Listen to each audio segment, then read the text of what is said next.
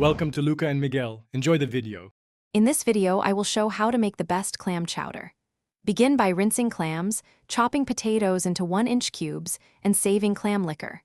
Render bacon until crisp and sauté onions and celery in that bacon fat.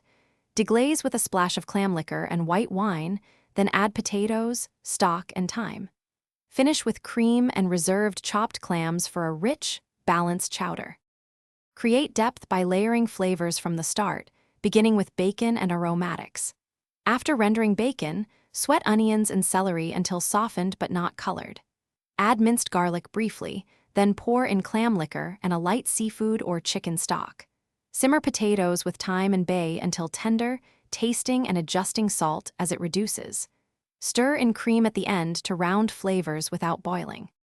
If this guide is helping you, please subscribe and hit like to support more cooking tips. Quick recommendation: the Echo Dot smart speaker is great for setting timers, streaming recipe playlists, and answering questions mid-cook. It brings your space to life with clear sound and compact design, perfect for busy kitchens.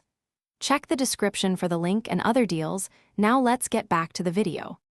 Achieve a luscious texture by balancing broth, cream, and solids carefully. Make a light roux with butter and flour to thicken, or mash a portion of cooked potatoes for body. Warm the chowder gently after adding cream to avoid breaking. Fold in reserved chopped clams near the end so they stay tender. Finish with fresh parsley and a squeeze of lemon to brighten the rich flavors. Thanks for watching and please subscribe. It's the best investment you'll ever make.